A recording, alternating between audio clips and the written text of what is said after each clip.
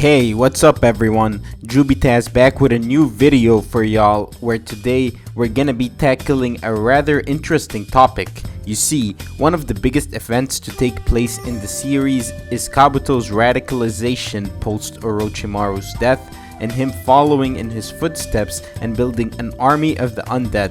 Kabuto searched wide and far to collect the DNA of famous historical figures from across the Shinobi ages, which made him a major player in the Fourth War. Now, one thing that I personally like about this whole Edo Tensei army was how it expanded on the Naruto lore quite a bit by bringing back figures like Hanzo, Ginkaku and Kinkaku, or some of the former Kage. However, while I do appreciate the fan service that Kishimoto gave us in Kabuto's army, I think that there were a couple of characters missing from that roster that not only would have been a good addition to Kabuto's arsenal, but would have gone a long way to build up on obscure and underdeveloped historical figures in Naruto. So today, we're gonna take a look at the ninja that Kabuto should have added to his Edo Tensei army. We'll first take a look at the characters he didn't mention, and then I'll briefly touch upon the ones that Kabuto said he tried reviving but couldn't get a sample of their DNA. Now, if you like these types of videos, then be sure to hit that subscribe button, and other than that, let's get straight to business. So I wanted to start this list off by talking about one of the most obscure and interesting characters in all of Naruto. And when I say obscure, I mean insanely so. And despite all of that, there's a very strong will in the fan base to see more of this character in particular. Of course, I'm talking about the White Fang, Kakashi's father, who, despite being a background character essentially, he was ranked at number 7 in the Naruto top popularity poll. This is a clear indication that a good chunk of the fan base wanted to see Sakumo in action and find out more about this mission he was assigned with that caused him to take his own life. What's more is that the way that the White Fang is described makes it seem like he was an exceptional Kage level shinobi, the genius that Kakashi grew up beside and the reason Kakashi had such high expectations for shinobi. Even the Sannin paled in comparison to him, and just hearing his name sent shinobi from the other villages running, just like the Yellow Flash. So all of this would imply that Sakumo was a very powerful and prestigious shinobi. However, thanks to the fact that he has no showings and doesn't participate in any fight, he's impossible to scale. All we know about him is that he killed Sasori's parents, who were unknowns as well. We don't even know a single jutsu of the White Fang, and that's why me and others believe that it was kind of a wasted opportunity that we didn't see a reanimated Sakumo. That would have been a real fan service. Kakashi visited his father's grave a couple times, and it seemed to be in a public place, so there's no reason to assume his DNA would have been difficult to obtain. I don't know why Kabuto wouldn't try to get a specimen of his to add the Great White Fang to his collection.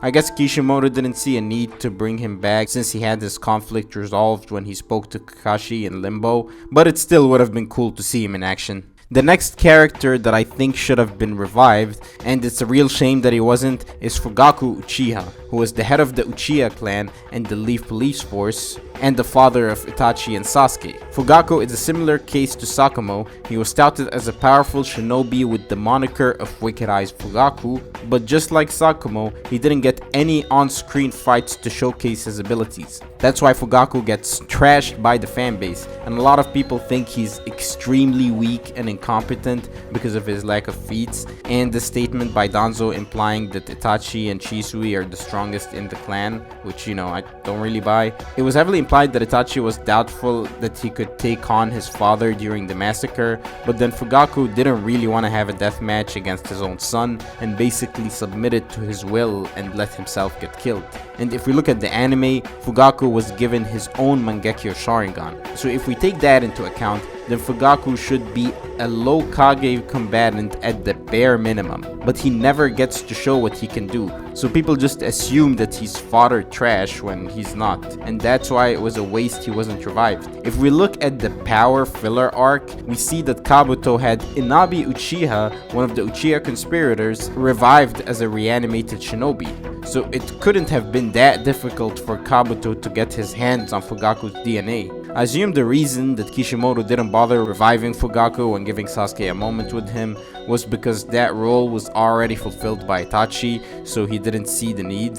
But then we're just left with a Fugaku that didn't do anything in canon and whose battle skills were never showcased. And that's why I think it would have been a real fan service to see Fugaku as a part of Kabuto's Edo Tensei army. And now moving on to another shinobi that logically should have been revived by Kabuto, and frankly it makes no sense that he wasn't. I'm talking about the third Kazekage, the one that was touted as the strongest Kazekage of all time. So if Kabuto bothered reviving Rasa, why wouldn't he try reviving his superior predecessor? Plus, if we look at the Itachi anime filler, we actually see Orochimaru bringing back the third Kazekage to face Sasori, so that means that his DNA should be readily available for Kabuto to use. Now I know that the filler doesn't coincide with the canon all the time, so it's likely that Kishimoto just didn't take that into consideration at all. But even then, if Kabuto was able to collect the DNA of Sasori and bring him back, then why couldn't he do the same for the third? Sasori turned the third Kazekage's body into a human puppet, so he should have possessed a lot of the third's DNA. So it just doesn't make sense how Kabuto couldn't find the Kazekage's DNA. Also, the Sasori that was revived in the war was without his puppets or his puppet body, so it actually would have been more beneficial for Kabuto to revive the third Kazekage than to revive Sasori in that state with such a lacking arsenal. Some other shinobi that come to mind when I think about who Kabuto should have reanimated and who he just forgot to include in his army is Might Dai, Guy's father. I mean, think about it. The biggest drawback of the 8th gate, the gate of death, is that the user can only use it for a limited amount of time before dropping dead. So if an 8th gate user is brought back as a reanimated shinobi, he wouldn't have that limitation and could just spam the 8th gate. That would make Dai a very powerful asset for Kabuto to use. Now, I assume the reason that Kabuto didn't bother is likely because of Might Dai's poor reputation. Known as the Eternal Genin, Dai was not viewed very highly by those around him, so maybe Kabuto didn't think he was worthy of reviving due to that. Though Kabuto did revive the 7 ninja swordsmen of the mist, and Dai slaughtering more than half of the group should have spread around like an urban legend, I don't see how Kabuto wouldn't know that. Kabuto also had a bunch of loser shinobi in his army in the filler, and even in the canon he revived some randos like Sai's brother Shin. Why wouldn't he consider bringing on an 8 gates user? Another shinobi that Kabuto missed out on and who would have been perfect for his and Obito's army is Buppoku, the former Jinchuriki of Shikaku. Considering that they had the Shukaku sealed within the Ghetto Mazo just there doing nothing, they could have put it to use by having Kabuto bring back Buppoku and have them seal the Shukaku in him so that they had a 7th Jinchuriki on their team. Now I assume the reason that they only had 6 Jinchuriki was because the Renegon could control up to 6 bodies, so Buppoku would have been one too many, and maybe Obito didn't trust Kabuto enough to give him the Shukaku and seal him inside Buppoku for his own usage. But still, you see my point. It would have been a more full use of their arsenal if they also had Buppoku join the 6 other Jinchuriki, but I guess Obito would have had to have more confidence in Kabuto for that to happen. Some other characters that could have been revived by Kabuto, and frankly should have been, is Kisame. I mean, I assume the reason he wasn't was because he was still alive when Kabuto assembled his Edo Akatsuki team, and when he died, it was already too late. Kishimoto probably believed that Kisame was on screen too recently to be revived, but from Obito and Kabuto's point of view, Kisame would have been an asset to their military force. I'm sure that they had some of Kisame's DNA readily available. Like, sure, they would have required another corpse, but it's not like that's something difficult to acquire for Kabuto. But I get it. He was just on Turtle Island spying for these folks. And Obito probably didn't want to give Kabuto another Edo Akatsuki. Another interesting one would be Izuna, Madara's younger brother, who was supposedly a Mangekyo-wielding Uchiha who was the second Hokage's rival. From the look of it, it seems like Izuna had a standard burial inside of Konoha. It was never stated that his corpse was hidden or obscured from the public like Madara, so if Kabuto could get his hands on him, I'm sure Izuna would have been a powerful asset for his army of reanimated shinobi. Let's not forget that it was his eyes that became Madara's Renegon. gone. He probably wasn't brought back because Kabuto and Kishimoto himself also didn't see the point of bringing back Izuna if they were already gonna bring back his superior elder brother. And now the next one's gonna be pretty insane, and realistically speaking, I don't see how Kabuto would have pulled it off. But imagine, just imagine if Kabuto could bring back the Sage of the Six Paths, Hagoromo Otsutsuki, as an addition to his army of the undead. Imagine how crazy that would have been. Now, if he couldn't really control Madara, and Orochimaru couldn't control Hashirama when he was brought back, then Kabuto has no chance in hell of being able to control Hagoromo. That and the fact that he's been dead for over 1,000 years makes it impossible and unrealistic for Kabuto to revive him. I imagine Hagoromo's DNA was considered to be the most prized possession one could find, more valuable than gold. And that's really it for all the shinobi that Kabuto could have revived, but for some reason didn't. I mean, there's still some other shinobi that Kabuto explicitly stated why he couldn't revive them, like Jiraiya, and while he would have been a useful asset to Kabuto's army, I believe Jiraiya would have been more useful for emotionally charged moments and fan service, you know, especially with Naruto or Tsunade and Orochimaru. But I guess Jiraiya went out like a champ and everyone thought his death was well written, so they probably wanted to end it on a high note.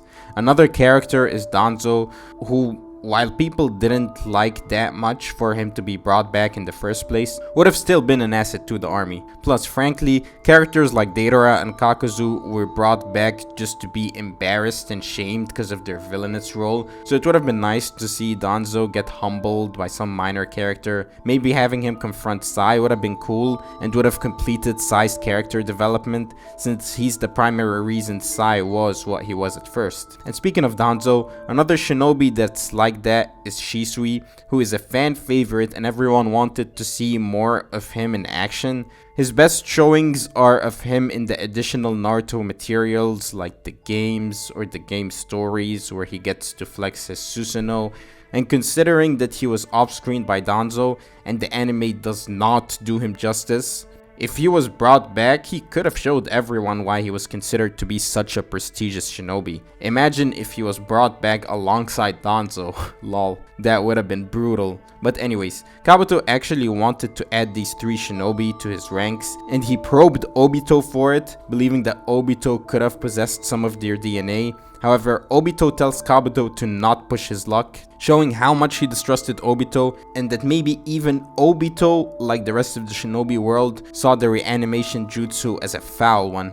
And these have been some of the shinobi that Kabuto should have added to his army of the undead. I mean, 2 additions that I could think of are the 2 other Rain Orphans, Yahiko and Konan. I mean, I can't imagine their DNA would have been that difficult to retrieve after Obito defeated Konan, but I guess they didn't see the need for it when they had Nagato. Plus, like I said before, it seems like Obito wasn't very fond of Kabuto's reanimated army, and he's likely the one that had access to their DNA, so he probably would have refused to give their DNA to Kabuto as well. But yeah, I found Kabuto's Edo Tensei army to be a good way of fleshing out the lore in Naruto. Now, it could have been better done, I guess, with some of the earlier fights in the war arc, and we could have seen this concept used to shed light on the more underutilized characters like the White Fang or Wicked Eyes Fugaku, but I guess the army was large enough, and frankly it was foul enough as is. I mean, imagine bringing back a bunch of dead guys to do your dirty work. It was viewed as a very shallow and scummy thing to do even in the Naruto verse. But anyways, that's all I got for today. Now, if you've liked this concept, then be sure to hit that like button, check out the rest of my channel of course, and I'll see you in the next time. Peace.